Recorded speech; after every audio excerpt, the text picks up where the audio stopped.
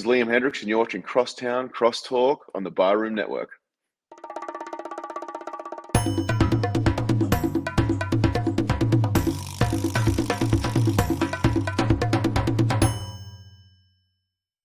Some may find the following disturbing. Discretion is advised. Every summer in Chicago, the sunshine spotlights the city's spectacular skyline. Its luxurious lakeshore, marvelous monuments, and the over 200 neighborhoods in the city. And it also brings to light two of the greatest sports franchises in the world. On the north side, it's the Cubs. On the south side, it's the White Sox. This is Crosstown Crosstalk.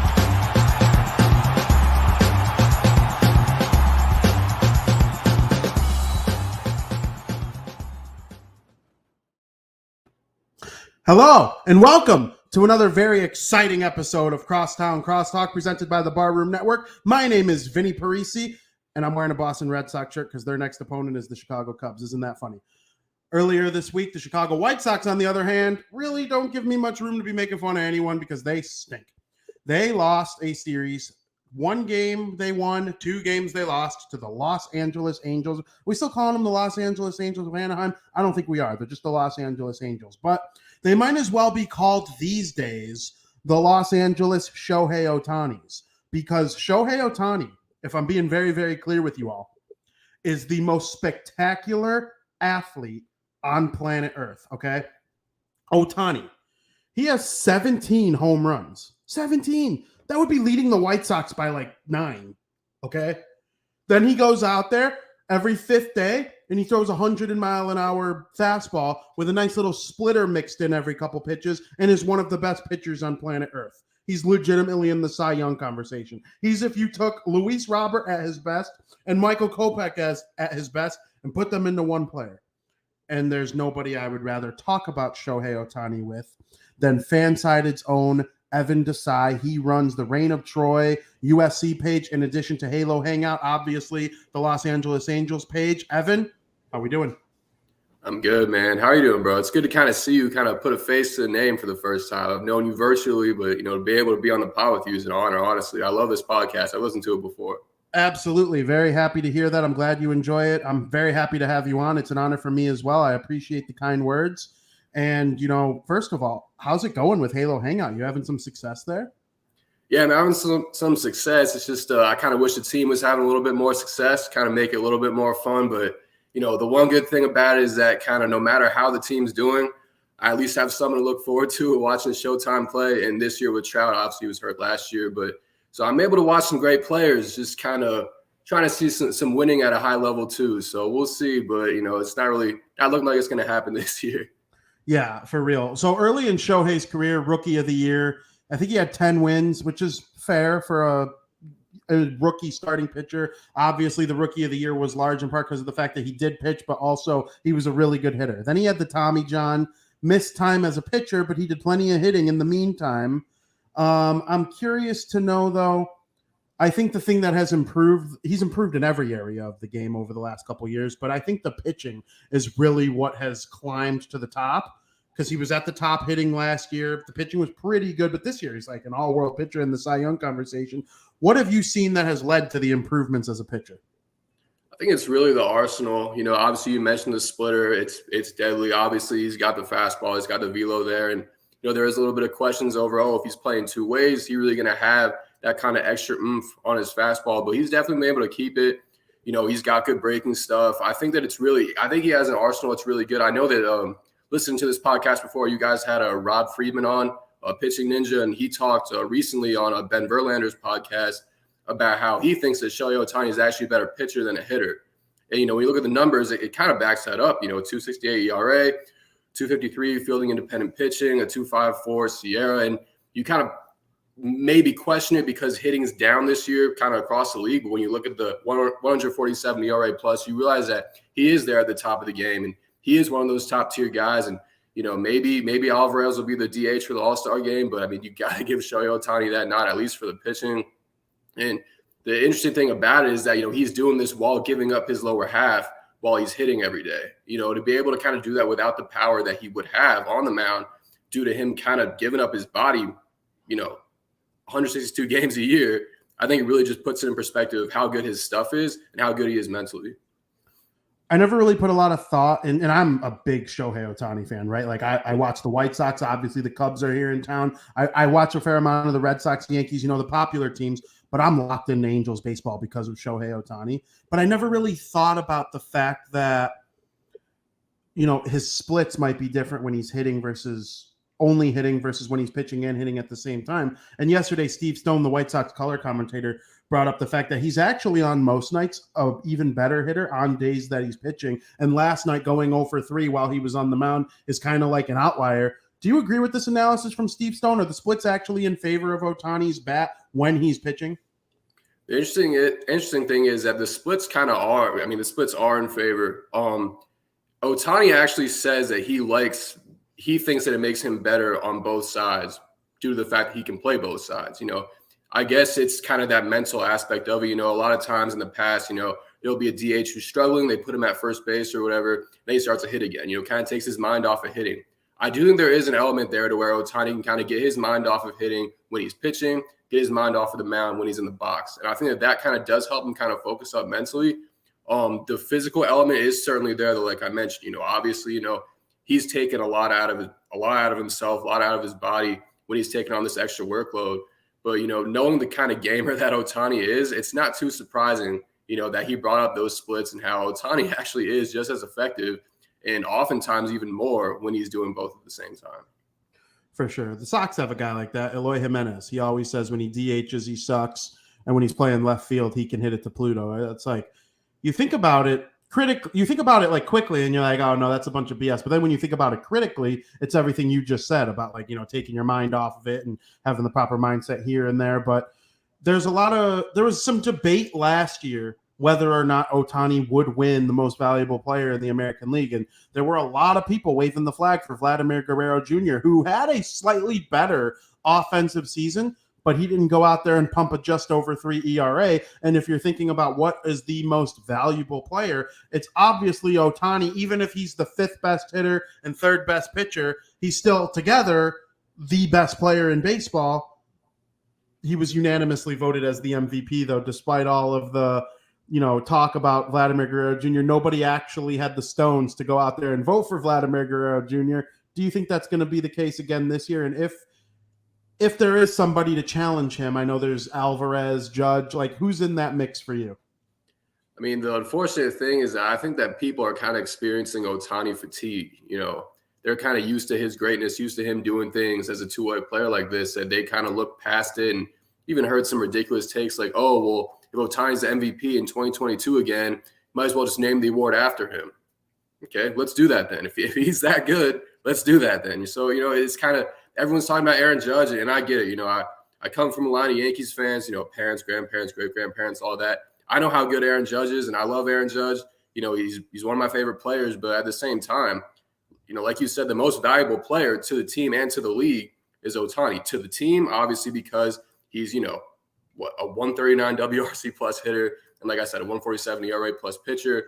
Obviously, he's 2 great players in one, no question. Anyone would take that on their team over anybody. I don't care what anyone else says about any other players. That's just the reality. And to the league, you got to, people are saying, oh, well, the Yankees are the number 1 team right now. Okay, well, Shohei Ohtani saved baseball. So the most valuable player to the league, if we're being honest, is Shohei Ohtani. Shohei Ohtani is a household name to anybody, any sports fan, not baseball fan. Everybody knows Shohei Ohtani because, like you said, he's the best athlete on planet Earth. And to me, it's not even close. I mean, being able to do 2 jobs in one, the way he does it, in one of the most competitive athletic leagues in the world, he's the guy. And you also have to factor in the fact that he's bringing in fans all over the world.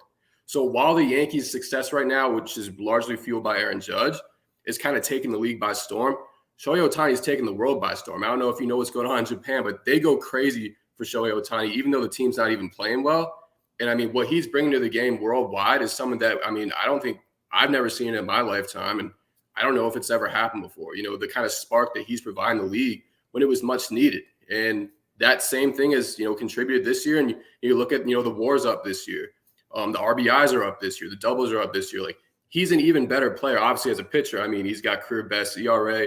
fielding independent pitching, SIERA, striking out more guys than ever. He's a significantly better pitcher. And even as a hitter, he's maintained that success. So to me, he's got to be MVP, but I'm just worried that, that fatigue will kind of set in.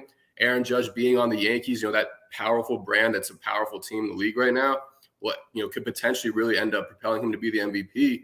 But I like that recently, especially after last night, there are a lot of debates I saw online about, should Shohei Ohtani be there? And I think he should absolutely be there.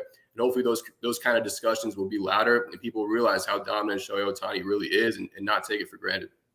Yeah, and I appreciate that. Yesterday we were watching the game, and obviously I'm blacked out of seeing any Angels broadcast when they're playing against the White Sox. So I'm watching the NBC Sports Chicago broadcast, which I like hearing outsiders' perspectives of Ohtani too.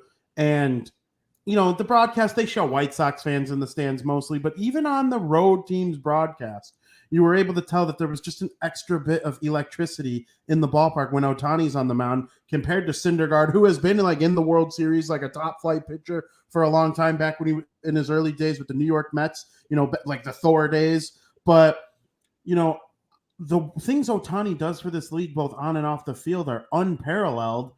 And Ohtani fatigue, man, that scares me. Because we deal with it in other sports too, like in hockey, McDavid and Matthews are the two best players in the league, and one of them is going to win the MVP for the next 10 years, and people are going to get annoyed, but it's they're the two, they deserve it. That's what makes Hall of Famers. Nobody complained when Ken Griffey Jr. was up for it every single year. That wasn't a problem, and if Ohtani deserves it, he deserves it. I'm with you. I hope he continues to be in that mix. And then, of course, you think about the other guy on his team that knows a thing or two about winning an MVP, and that's Mike Trout. So I got to ask you, as somebody who follows the Angels closely, is this Ohtani's team now, or does Mike Trout still have a little bit of something to say about this best player in baseball business? So it's complicated. I mean, I think as of right now, you have to give the nod to Ohtani as the best player at the current moment because he's doing both, at the same time, pitching and hitting. Like I said, that value he provides, it's immeasurable. I mean, he's obviously doing something that nobody has done in over 100 years. But the thing about Trout is that, I feel like, a lot of times we're having these discussions about who's the best player. It's still going to end up being Trout because he's done this for 11 years now. It's just kind of that it's not, I wouldn't call it longevity because a lot of times for longevity, you're talking about, guys are still productive over a long period of time. I mean, Trout's still elite and he's been this whole time. So it's a complicated discussion because I feel like right now, these past 2 years, it's obviously been Ohtani. Even though I understand Trout was hurt last year, I mean, the value Ohtani provides to a team is just immense. But I do think that there's kind of two definitions of the best player in baseball. And I think that Trout also kind of owns his share of that definition because of how dominant he's been over such a long period of time. And he really seems to just not be able to stop. His consistency is just kind of off the charts. Ohtani's in year 4 of being good. He's in year 2 of being the best. And Trout has been doing this for over a decade. So do you think Mike Trout, when it's all said and done, will be considered to be the greatest player who ever lived? Because he's absolutely in that conversation. Looking at his career WAR at his age against somebody else with career wars like that over an entire career is just mind-boggling to me. Yeah, it's tough because I feel like that depends on who you talk to in the sense that some people have more respect for certain eras than others. So a lot of times you're comparing, Trout to, okay, well, who else is the best of all time? Is it, Babe Ruth, Willie Mays, Barry Bonds? A lot of guys will kind of dismiss some of those older players because it was in an era where they think the players were lesser. And I mean, that's, an argument that some people have. I personally am pretty neutral to that. I think there were great parts about every era. So you really got to look at it as, in my situation, who is neutral to the whole era's debate, you got to look at who he is right now. And as far as the kind of the slash line and those types of numbers, the rates, I mean, if he continues this, like you said, he absolutely could be. The question is going to be how far can he kind of raise his total numbers? How far can the home runs get to, the hits, the RBIs? Can he continue to play elite defense? Can he be able to kind of sustain that to where when you look at the total numbers at the end of his career, is he in comparison to, the Willie Mays, the Griffeys, the Babe Ruths, the Barry Bonds, whoever you think it is? That's really going to tell. So that's the thing that's tough about if I think Trout will end up being the best player of all time when it's said and done. Because right now at this rate, that's nowhere near out of the realm of possibility. He's absolutely going to be in that conversation. It's just how can he age? How can he get better with age? Like Barry Bonds, for instance, can he Can he raise those all-time numbers? Can he be at the top of the leaderboards? I think that'll be able to tell. So it's so hard to say right now, but at this rate, to answer your question, he's absolutely going to be at least one of the names in the discussion. He will probably be on the Mount Rushmore if he continues to play at this rate for the rest of the contract. Sure. Two-part question here. Face of baseball, Shohei Ohtani, and he's the greatest living athlete in your opinion?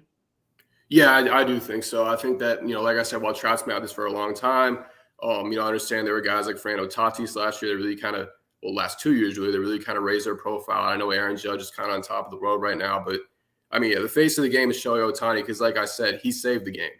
And like I said, he is a face of the game around the world. Like, people overseas know baseball, know Major League Baseball because of Ohtani, and they follow it very closely because of Ohtani. In Japan, there's I forgot what the number is. It's well over 10, though. Full-time Shohei Ohtani reporters, not full-time Angels reporters, full-time Shohei Ohtani reporters. He's that big a deal. So is he the face of baseball? I absolutely think so. Look at last year, Trout got hurt. Some of the big brands, for instance, the Yankees were down. Some of those other kind of big market teams, the Phillies, the Cubs were down. There was a whole spider tack controversy, and every chance anyone got, everyone talked about how, basketball and football are passing baseball. Baseball's not the same sport anymore. It's a niche sport, all that. The one thing we still kept talking about, though, was Shohei Ohtani. He kept the game relevant. So he's a face of baseball to me. And as far as the best athlete in the world, I don't even think I have to explain that one. You've kind of hit on that already. Nobody in any sport is playing both sides of the ball and doing it at an elite level. No one's even playing both sides of the ball. I remember people saying Deebo Samuel is the Shohei Ohtani of football. You can get out of here with that, okay? He's not the Shohei Ohtani of football. He's a good running back, good receiver. He's not, a great receiver and great defensive back. They're not the same. So hitting is the hardest thing to do in sports. To be able to hit at an elite level is the hardest thing to do in sports. He's also preventing everyone else from doing that on the mound. So he's the best athlete in the world. No question. Yeah, I think saying the Shohei Ohtani of football, Patrick Mahomes would have to be a Khalil Mack or Aaron Donald level pass rusher. Yeah. Or Connor McDavid or Austin Matthews would have to play goalie every fifth game. Mm-hmm. I don't know if there's a basketball comparison, but it's the same type of thing with those two sports. That is literally, and McDavid or Matthews would have to play goalie at a high level every fifth game. They wouldn't be able to be like Ohtani is elite at both pitching and hitting. And man, people who get Ohtani fatigue, if you're watching this and you have Ohtani fatigue, I'm sorry. I'm just so in love with this storyline. He's just the most spectacular player I've ever seen. I'm sure you feel the same, obviously. No question. So that begs kind of the hard question here. And I don't like asking this because I wish this wasn't true. They're not in my division. They're probably if I had to pick a team to cheer for from the American League West, Ohtani or no Ohtani, I would probably choose the Angels. I was obsessed with Angels in the outfield when I was a kid. Why can't they win? They have the two best players in the world, and I know baseball's a team sport. One guy can't carry a team. Judge has been on the Yankees for all this time, and now they're finally, a really good team. But these guys are really good. Why can't the Angels figure it out around them? It really starts from the top down. And what I mean by that is there's a lot of cultural issues within the Angels organization. To say the least, Artie Moreno is a very bad owner to me. You're in the LA market. I know that it's really an Anaheim team. Us as fans don't even like the whole Los Angeles Angels thing, but you're competing in that market basically. And you're looking at the Dodgers who bring on studs every single offseason. You're looking at the Rams who somehow find cap room out of nothing all the time. The Clippers bring in Kawhi, Paul George. The Lakers, they have 3 stars. Fortunately, they aren't a very good team, but just they're aggressive. They go after the big names. UCLA brought in Chip Kelly. USC brought in Lincoln Riley. The LA teams go for glamour. They go for stars. And when you look at the Angels who are trying to compete in that market, they have Artie Moreno, who's not one of the lesser owners in terms of money. He's a very rich man. And he's in this LA market and he refuses to hit the luxury tax threshold. He refuses to spend up to that level. And so then you're looking at, okay, well, so if you're not going to spend that bulk of the money, what are you doing? And you're seeing him make some kind of questionable pitching decisions on guys who aren't sure things. You saw the 1-year deal with Matt Harvey not really work out. You saw the 1-year deal with Alex Cobb work out, but he got injured. You saw, Jose Quintana. I mean, he totally bombed. You try to bring in Joe Maddon's guy or whatever because he wants to do these 1-year deals on these kind of unproven guys at this point in time. And, even Michael Lorenzen is kind of fallen off a little bit as of late. And that was one of the 1-year deals that was supposed to work. Syndergaard's worked out, but, it was encouraging to see him go after Garrett Cole really hard a couple off seasons ago, but he hasn't been aggressive as far as pitching goes really in recent memory at all. And I think he's a little bit kind of scared because he's had so many big contracts not work out. But, a part of that is also he's not really going after positions of need to the highest level. And everyone knows that the past, 7-8 years of Angels baseball have been foiled because of pitching. And this offseason, you're seeing Justin Verlander available, and for the taking. Max Scherzer available. I know Robbie Ray's struggling, but, he was available. Kevin Gausman. So many. The pitching free agent class was just absolutely loaded. And all he did was Syndergaard and Lorenzen. I expect, maybe Syndergaard and maybe go make a run at Scherzer or, bring in Verlander. There's an injury risk there, but, be aggressive. You have to be aggressive in this market, and you have to be aggressive when you have the two best players in baseball. And I don't think Moreno has really let his GMs really spend that kind of money. Because then you see Billy Epler go to the Mets, and he's dropping money left and right on starting pitching. Scherzer, Bassett, he's going crazy. So I think there's some cultural issues from the top where the team just doesn't really seem to understand how much they need to win now with the two best players in baseball. Now you're talking about trading them. And, on the field, the results show up on the field because the pitching has just been so lackluster for so long. And there's been some offensive issues, too. They didn't go after a big-time shortstop when that class was loaded as well in this free agent class.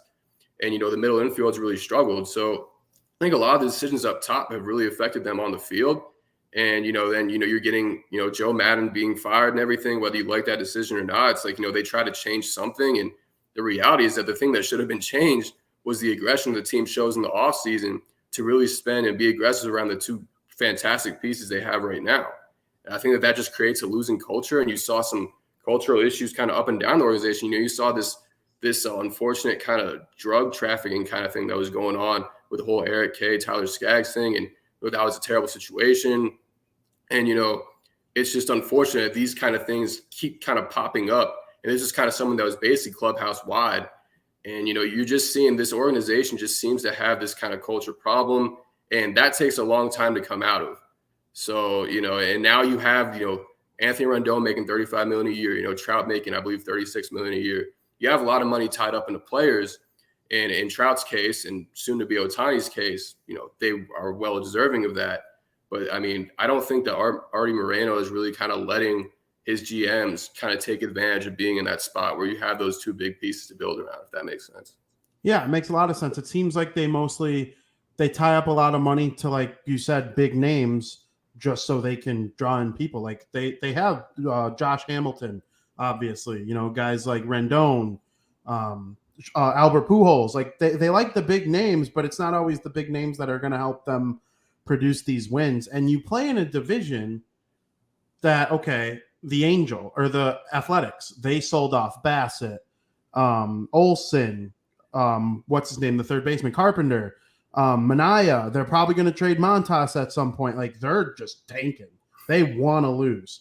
Mm-hmm. And the Mariners, they're one of the biggest disappointments. They might be the only team more disappointing this season than my White Sox. And, they were supposed to be this great team after the offseason moves. The Houston Astros, obviously, they have Altuve still, but Correa moved on. Yordan Alvarez is amazing, and they find guys out of nowhere, it seems like lately. Bregman's still there. They have Verlander and stuff, but, they'll start to fall off eventually. And you just got to wonder if this Angels team, the owner, Artie Moreno, like you said, will kind of use the season as fuel. Like they're going to get another 9-WAR season out of both Trout and Ohtani and have nothing to show for it. Do you think there's a chance that something happens that leads to positive change this offseason? It's tough because, the Angels are in such a tough spot now as far as the coaching staff goes too.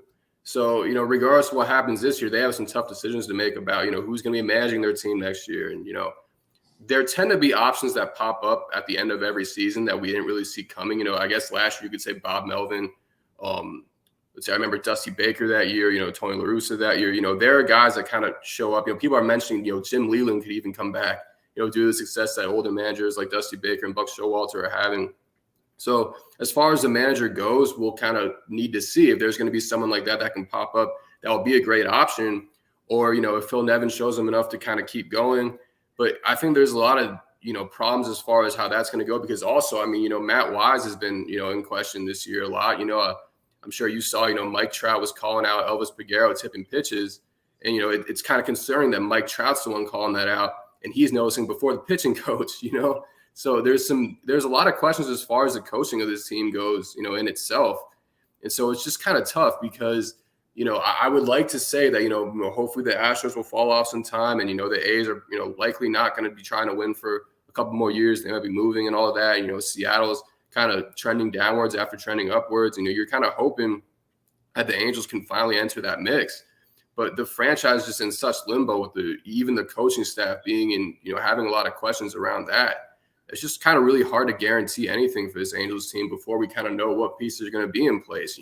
Is Anthony Rendon going to be back next year? Is he going to play well next year? Because he hasn't played well since 2020, even when he's on the field, And so I wish I could tell you that, I was enthusiastic about next year and, the future in general. But, unless they really go on a run, which I'm not sure they're capable of doing because they didn't just go on a run these past, 15 or so games, whatever it's been against lesser competition, unless they end up kind of really turning around fast, it's kind of hard for me to believe in, what this team's going to be going forward. We both touched on Noah Syndergaard a little bit, Mr. Thor himself. Have you been okay with what you've seen from him so far this season? Because he went out there and shoved against the White Sox, but lots of guys do that lately. I'm curious to know what you think of. Does he look healthy to you? Has he got the stuff that he once had with the Mets? Obviously, probably not with the Mets, but has he been a comparable? I don't even know if you would consider him your number 2 right now. I think you can't call him the number 2 because Patrick Sandoval is having such a great year. But I do think that Syndergaard has been solid. I think that the numbers kind of don't necessarily tell the whole story as far as he goes. Like for instance, like a couple starts ago, he had like 2 earned in 6 innings, which isn't, Mets Syndergaard level necessarily, but close to. And, that's a pretty good day. And then he got sent out there for a 7th inning or for an 8th inning. I believe it was 7 earned in 2 innings. And he ends up finishing the day with 7 1/3 and 5 earned runs. So it's kind of like, well, he probably shouldn't have even been in that last inning. And then he gets lit up. So the numbers don't really look that great. And then, one of the criticisms of Joe Maddon was always that he pulls pitchers too early. But if Joe Maddon was here, that wouldn't have happened. Maybe Joe Maddon wasn't so terrible and so old school and all that, but that's a different discussion. But basically what I'm trying to say is I've seen plenty of starts where Syndergaard has been better than what the numbers say.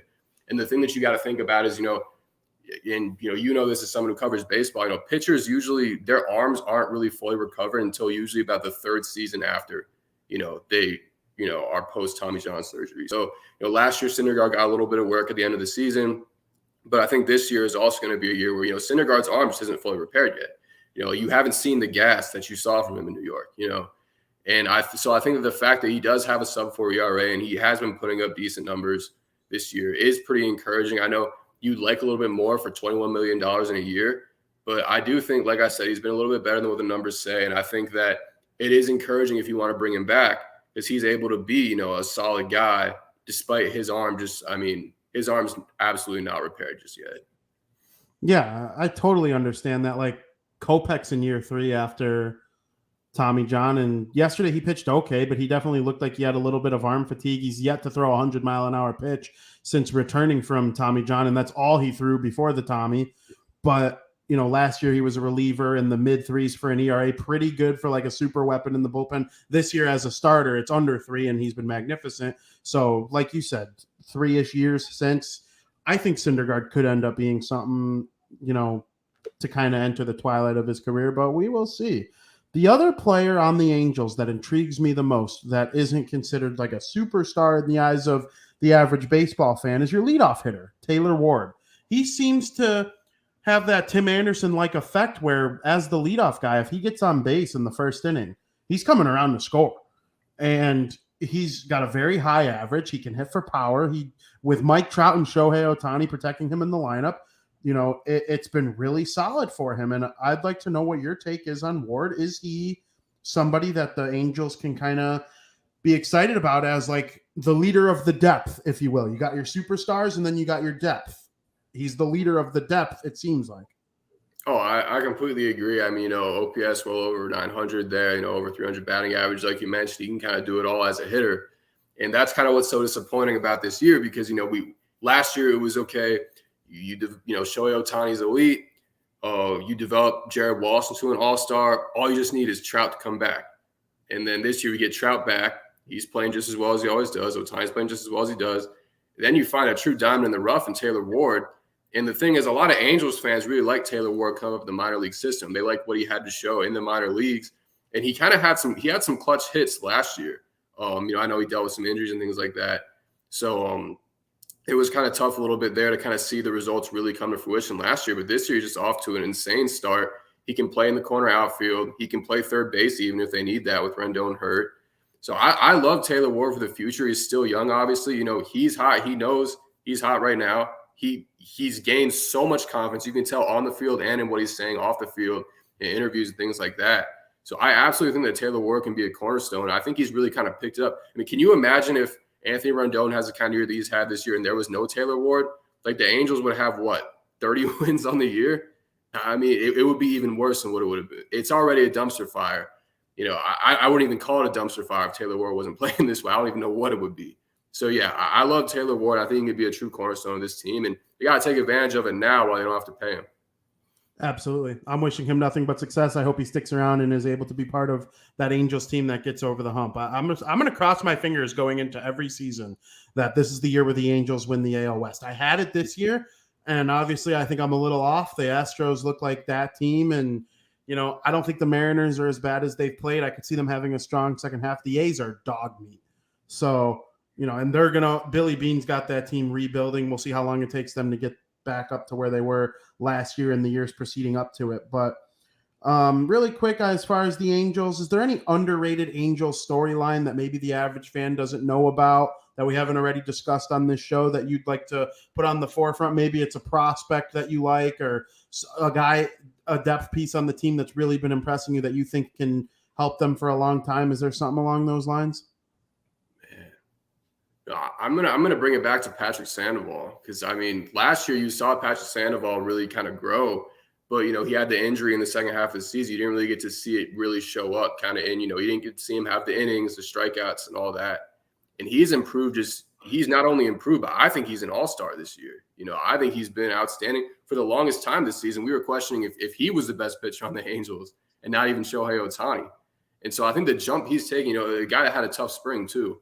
To be able to take that jump from 2019 being, really an underwhelming bullpen guy to doing well in the bullpen, really stepping up when Quintana obviously had a down year last year. And then this year growing into, a guy who, I absolutely think should be an all-star. He's top 10 in ERA.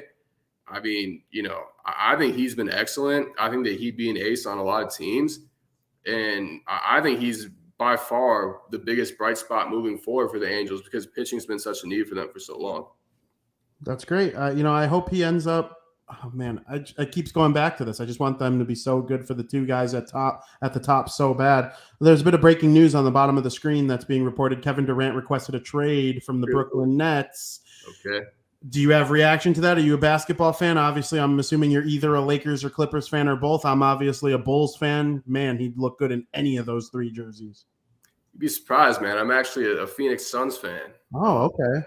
Which there's actually, that's had a pretty disappointing run there in the Game 7 of the second round. That was pretty terrible. So I'm not saying he's coming to the Suns. I absolutely don't think he is. But I remember there was a Suns podcaster that proposed this Kevin Durant trade and set the fan base on fire. So if Kevin Durant can come over to the Suns, I'd be down. Then I'd kind of probably avoid that kind of Game 7 meltdown second round against the Mavericks. But man, I don't know. I think, like you said, I think Lakers and Clippers would be pretty. I think he'd fit anywhere, for being honest. Bulls obviously would be great. You get Lonzo back dishing the ball to Kevin Durant and everything. DeMar's there. I think you got to think about court spacing. How guys will certainly fit on the court together. But he'd fit in a lot of places. I'm just wondering what's going on with Kyrie and what's going on with that team, the chemistry there, honestly. I don't know how you feel about it. It's weird, man. I honestly don't know if I've ever seen anything like it. It's like everywhere Kyrie goes, they end up being a good team, but something ends up happening where like there's friction between the players. Like it definitely happened in Boston. LeBron got up and got out of Cleveland. I don't know if Kyrie had anything to do with it, but I mean, it's crazy to me what's going on in Brooklyn. You're all LA except for basketball. Is that kind of what I'm picking up here? No, actually, I'm actually from Phoenix. I actually still live there. So my basketball team's the Suns, baseball Angels, college football USC. I was a USC fan just since I was a kid. I had a sibling that went there. Then football, I'd say Cardinals. LA, kind of they got the Rams and Chargers and everything, but it's mostly a Raiders town. And I just picked a team for Arizona, so Cardinals. There you go. I respect that. I'm all Chicago except for hockey. I root for the New Jersey Devils outside of Chicago from that. But you brought up USC. And actually, before we get to that really quick, I want your thoughts, an outsider's perspective on the White Sox. I had that written down. What did you think you saw from, this series and maybe following just baseball in general, what you've heard about the team over the course of the year so far?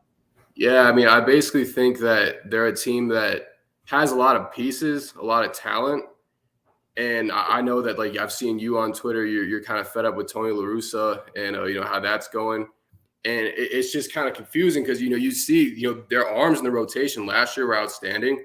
I think that they have a lot of talent this year too, but, some of it's not really kind of going well. You've seen some tough starts from Giolito lately. And you're seeing Tim Anderson, you're seeing Robert, you're seeing a lot of really strong guys in the lineup. And it just seems like the talent's just not getting put together, which happens sometimes. And, you start to wonder, obviously, it was seen as a huge mistake for the White Sox to let go of Tony La Russa in the past. They've kind of been transparent about that. But the question is, has the game kind of passed him by? Is he that guy right now? Can he be that guy? And, I know that you and some fans really don't believe in him. So it's going to come down to potentially that in the offseason because the talent's there. The roster's there, I feel like, just for whatever reason, it's just kind of not getting put together. I know they had some injuries early on, but I know Lance Lynn's come back. I think they're getting a little bit healthier, if I'm not mistaken. So if they can't make a second half run in a, kind of weaker division, I think that, there might have to be some kind of, I don't know about a fire sale as far as the talent goes, but it might have to be some kind of changes. You see Fire Tony on the bottom, might have to be some coaching changes, Yeah, we're not big fans of Tony La Russa. Leury Garcia plays way too often. He's the MLB's leader in least amount of WAR so far this season, and he doesn't even qualify to be like, amongst the league leaders and stuff because he doesn't have enough plate appearances, and his WAR is still that low, which probably proves even though he doesn't qualify, he's still playing too much, and he always comes up to big at-bats. You might have noticed your Angels got a little lucky. No, I'm kidding. He came up to bat, though, yesterday in a high-pressure situation. I believe the bases were loaded, and instead of pinch hitting for Andrew Vaughn or Jake Berger, who have both come up rather clutch so far this season, Tony just let it ride, and he put up a non-competitive swing and miss, strike three, you're out. So it's tough over there right now. They have similar talent levels to the Angels. Obviously, they don't have a Shohei or a Trout, but like guys who are just like a tick below that, and it's just not coming together, like you said. So, but I do want to touch on that USC news. Obviously, it's probably the biggest sports story of the day so far. Yeah, maybe Durant. I don't know. I meant to say that long before I heard the Durant news, but USC and UCLA making a move to the Big Ten. They're saying the announcement could be as soon as today. After reports this morning were just like, oh, it's in talks, but now they're saying it could be today. As a USC guy, what's your takeaway from this news? It's complicated because I truly do think there's kind of two sides to it. If it comes to the pro side, you want them to go to the Big Ten because you're fed up with this Pac-12 media deal that's been terrible for so long, and that has been hurting the Pac-12 for so long. You're fed up with the fact that all the games are at night when all the voters are asleep. You're fed up with the conference just being incompetent, honestly. And you're looking at it as, okay, so Texas and Oklahoma moved to the SEC. Super conferences are preferable for a lot of these other bigger conferences like the Big Ten. It's SEC and the Big Ten are the two best, obviously. So if you want to move conferences and want to get out of that media deal and want to get out of the lack of exposure that the Pac-12 is probably giving USC, things like that, the Big Ten needs to be that next option. Because if you go to the Big 12, well, they already just expanded with teams like Teams like Cincinnati, they just brought in BYU. They brought in a bunch of teams, last offseason. So you're kind of looking at the Big Ten is that next move, but then there's the con side that says, do you really want to leave the Pac-12, which you're probably going to dominate at least starting in probably, 2023 when, Lincoln Riley kind of really gets going and gets his chance to really kind of build the program, because it's such a weak conference around you. You have such a great history dominating it. So I think there's two sides. As far as where I stand, I'm actually cool with it because, I understand the tradition's not necessarily there and that, we're kind of have to, throw away the Rose Bowl. The Rose Bowl used to just be USC versus whoever wins the Big Ten, and now, that kind of tradition's gone. And, a lot of people from the Midwest kind of see it as like a Midwestern conference. Now you're adding Maryland and Rutgers and UCLA and USC, and it's kind of not being that regional thing anymore.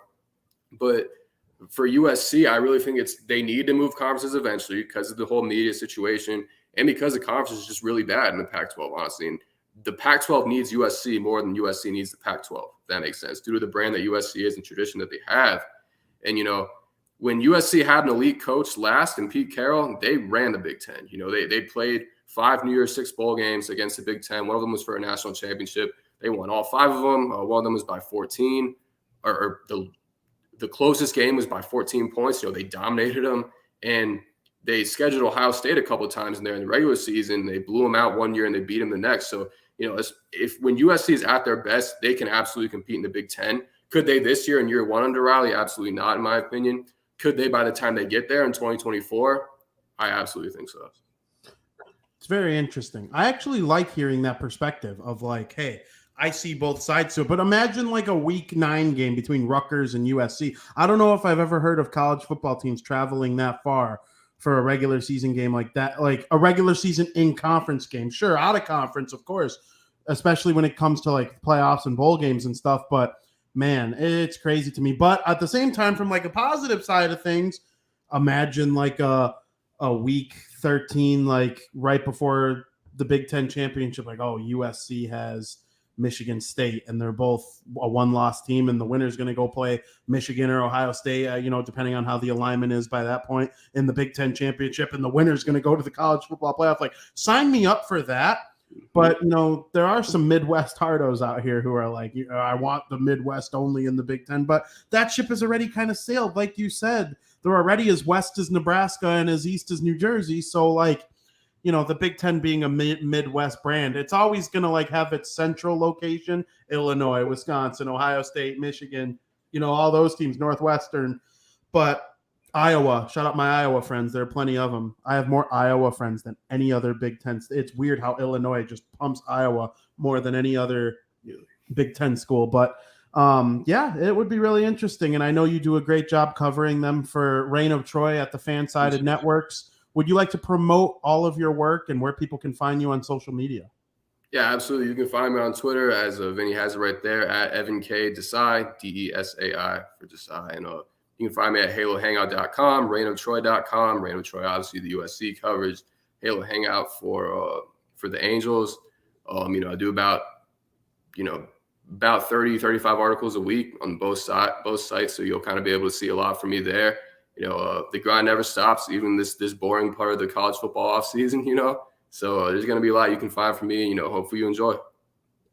I love it, Evan. You're great with the work. You remind me of what makes Fansided great. Just somebody who's so passionate about their favorite teams, just pumping out content left and right. I appreciate that. So I can't thank you enough for coming on our show. I hope you enjoyed it as much as I did. Yeah, absolutely. And I appreciate you having me. For real, it was a good time. Absolutely. We're going to have you back. Maybe towards the end of the season, we can recap what was the second half MVP winning season for Shohei Ohtani. Maybe they go on a run. Maybe you can come be a White Sox fan for an October run. Maybe one of our teams is going to figure it out by the end of the season. Sure. That's absolutely my prediction. So hopefully it's a strong second half for both. But we'll talk to you at that point in time. And thank you again for coming on. Yeah, again, thank you, man, too, for real. Absolutely. It was my pleasure. Everybody, we're going to send you to a quick commercial break.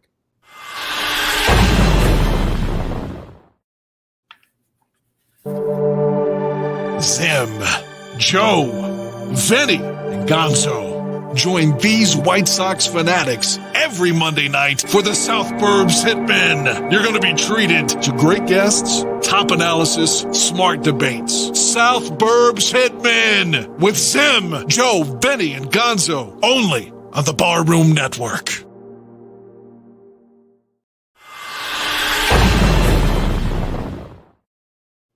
Welcome back to Crosstown Crosstalk, where I would like to just extend my deepest thank you to Evan Desai of Halo Hangout and Reign of Troy, obviously covering the Los Angeles Angels and the USC Trojans of college. And man, what a show. I mean, I wanted this to be the Shohei Ohtani episode. I brought in the perfect guest. And Fansided is the best place in the world to get your coverage in written word for your favorite sports teams. And there is a page for every sports team. And you think it just stops at the sports? Wrong. If you watch Bar Down Talking Hockey every Wednesday, you know Frankie Mueller. He's a co-host of the show. He covers video games for Fansided. Fansided has everything. You want to talk about movies? You want to talk about music? You want to talk about Game of Thrones, Star Wars, nerdy stuff? You go check it out on fansided.com. It is outstanding stuff. And speaking of fansided.com, earlier today, I covered the White Sox. They stink. They absolutely stink. And man, Tony La Russa's killing this team. And no, Rick Hahn's not perfect. Rick Hahn has a roster where Gavin Sheets and Andrew Vaughn are necessary outfielders, even though they're first basemen. He doesn't get a pass for that. He also doesn't get a pass for just being so soft with the Tony La Russa thing. I would love for him to come out tomorrow and just be like, hey, I didn't want Tony La Russa as the manager. It's not my fault Yuri Garcia plays every day. Tony wanted him signed, and what was I supposed to do? Tell Jerry I don't want to sign your manager's guy? That's just not how it's going to work for the White Sox. I feel so bad for people who blame Rick Hahn more than they blame Tony La Russa. Of course, Rick Hahn deserves some blame. The Bat Boy deserves blame. Everyone deserves some blame for what's going on with the White Sox so far this season. But I'm telling you right now, Tony La Russa's killing this team. Man, it reminds me of Moneyball. In Moneyball, when Art Howe would not play Billy Beane's roster the way that Billy Beane constructed it to be played. He wanted Hatteberg at first, no matter what. Carlos Pena's numbers were really good. They were all-star level numbers, but it was individual statistics where the statistics that the statistics that Billy Beane and now I'm drawing a blank on Jonah Hill's character's name, Peter Brand, they came up with, why Hatteberg should be playing first base every single day over Pena. And Art Howe eventually gets fired. Or not, yeah, he gets fired, I guess. He tells him to F you and whatnot. And they start playing Hatteberg at first, and the team starts winning because they bring in a manager who starts playing the roster the way it's designed to be played. And they start winning a bunch in a row, make the playoffs. Obviously, they fall just short in the postseason. But Rick Hahn needs to channel his inner Billy Beane. Billy Beane traded Pena, so Hatteberg had no choice but to be the first baseman. He needs to trade Yuri Garcia or DFA him or something. Make it where Tony La Russa cannot play him. And I feel bad about the whole Gavin Sheets thing. Gavin Sheets was on this show. He was on this air. He was a tremendous guest, an absolutely tremendous guest. Okay?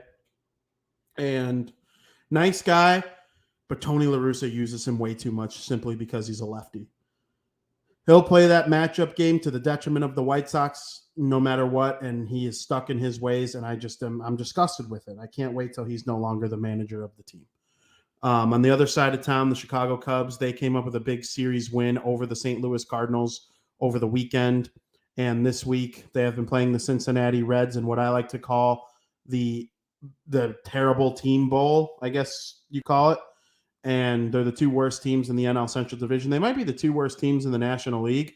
And it's a preview of the great, wonderful tradition that is that cornfield in Iowa. The MLB decided to put the Cubs and the Reds at Field of Dreams. The White Sox and Yankees should be playing in that game every single year, no matter what. But it also should at least, at minimum, include the White Sox. Shoeless Joe Jackson played for the White Sox. Ray Kinsella is a White Sox fan. and his dad was a Yankee fan, okay?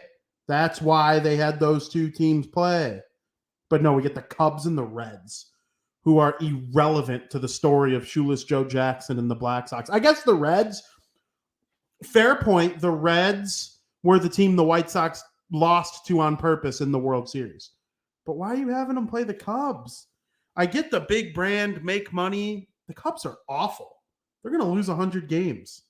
And we're putting them on national TV against the other NL team that's going to lose 100 games in the Cincinnati Reds. Honestly, I just can't believe that that's what it's going to be. And guess what? I'm a sucker. I'm going to watch it. It's a Thursday night in Dryersville, Iowa. Like, of course I'm watching it. I'm Vinny.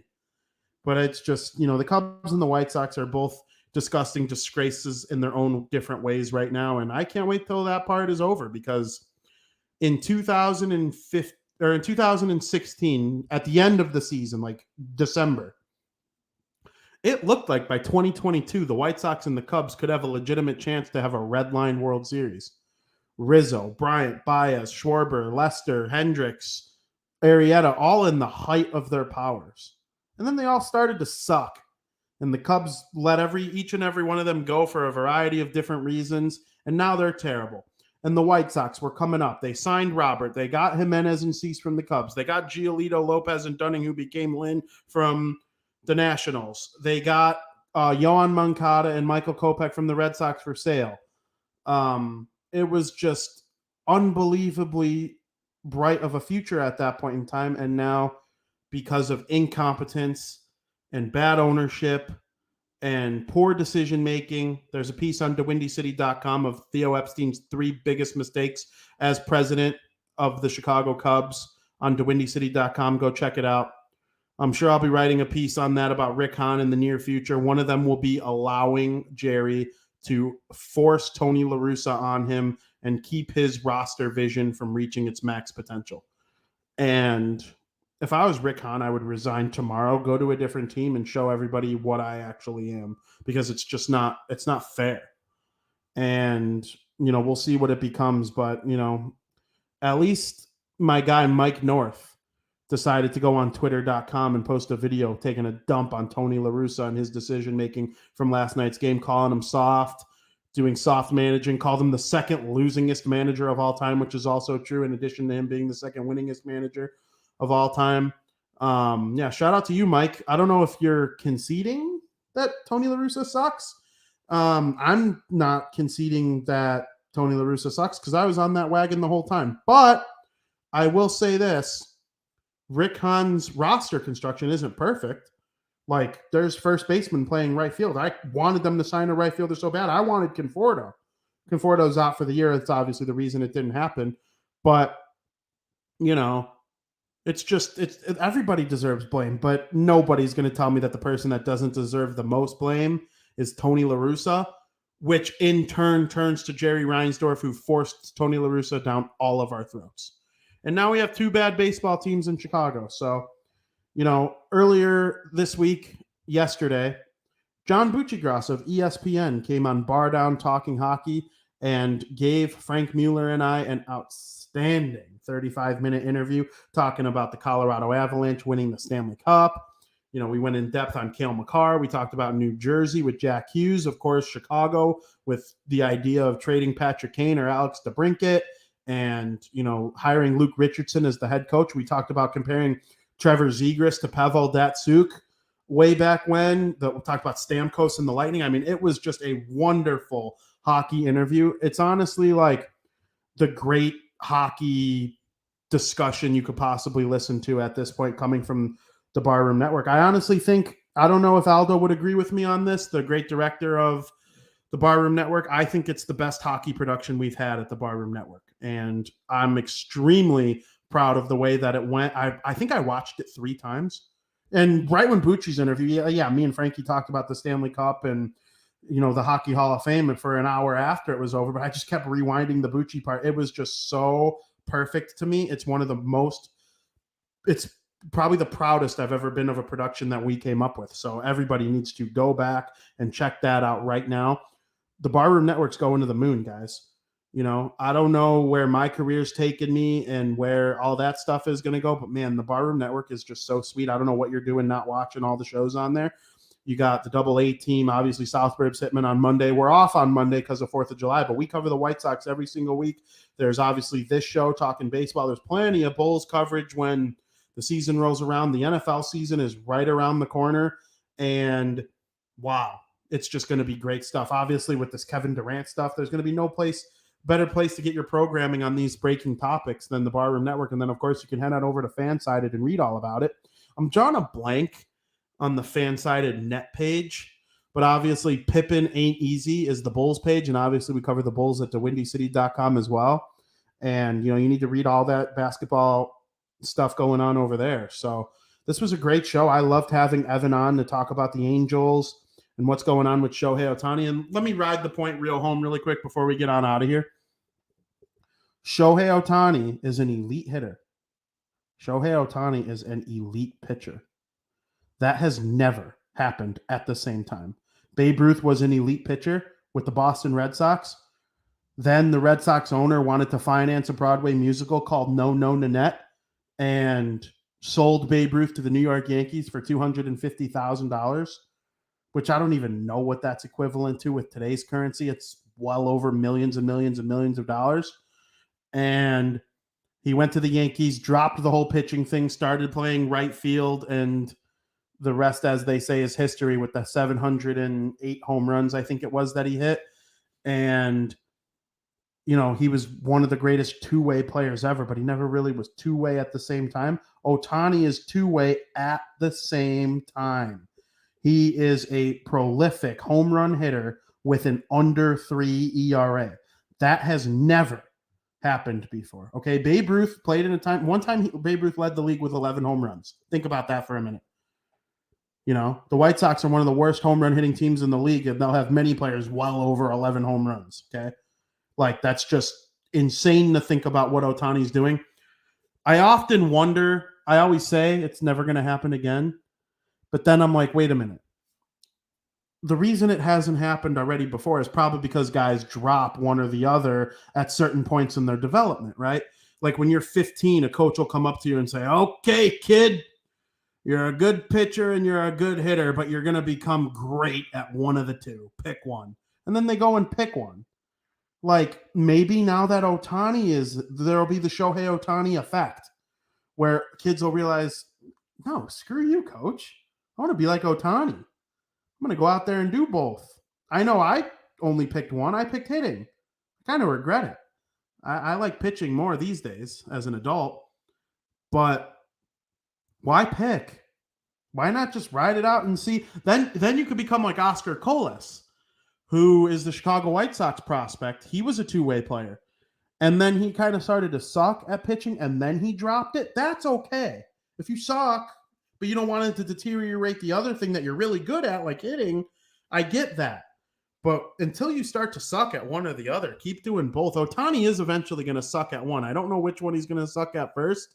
I assume his longevity in hitting will last longer than his longevity in pitching because every single person, no matter what level you take baseball, has a finite number of pitches in their arm. And some guys have more than others. Hopefully Ohtani has a whole bunch. But I'm going to drive the point home again. He is the most spectacular athlete in the world. And you get to live at the exact same time as him. Okay? You're not reading about Shohei Ohtani in your grandfather's baseball encyclopedia. Okay? You're literally get the chance. If you go on your MLB app and you see that Shohei Ohtani is pitching that day and you got nothing to do, it's must-see TV because nobody else can do it. As of right now, kids might be able to grow up and learn. Like I do think it's no coincidence that now that Pavel Datsyuk is retired and Patrick Kane is retired, or not retired, is in his mid-30s. So, you know, kids who are 18, 19, 20 years old were young enough to watch him as kids. The kids are getting silkier now with their hands. You know, they're trying things like Zegras flipping the puck over to Milano to hit it in the net. Maybe Zegras never learns those things if guys like Datsyuk don't exist. And so maybe 10 years from now when Shohei Ohtani's retired or about to retire, there will be other two-way players who are like, yeah, if Shohei Ohtani never existed, I would have never done this. So I'm hoping that's the case because I don't want to live in a world without two-way players once Ohtani's done. So that's our show. It was a great episode talking about, the Los Angeles Angels. Got a little bit into the USC breaking news, a little bit of Kevin Durant breaking news, requesting a trade from the Brooklyn Nets. It's going to be interesting to see what team is able to land him. But when that does happen, we will be here at the Barroom Network to talk about it with you, and I'm very excited about it. Thank you to everybody in the chat for chiming in. I know we've had my mom, Lisa, in the chat. Thank you for watching. Aldo, you are the best. Joe Mandel, you are also the best. If you're watching but haven't commented, I appreciate you very much, and I'm very excited to have you here. And go check out that Buccigross interview, man. It's the best thing I've ever been a part of at anything. I honestly think it's the most proud work I've ever done. So go check it out, iTunes, Spotify, anywhere you could find your podcasts, YouTube. It's on Twitter. There was a video I posted of Jack Hughes' conversation with Bucci, got over 10,000 views yesterday. I got one about talking about the Blackhawks going up later today. Hopefully that one gets a lot of views too. Make sure you check it all out and make sure you're following me at Vinnie Parise on Twitter. And as always, thank you for listening.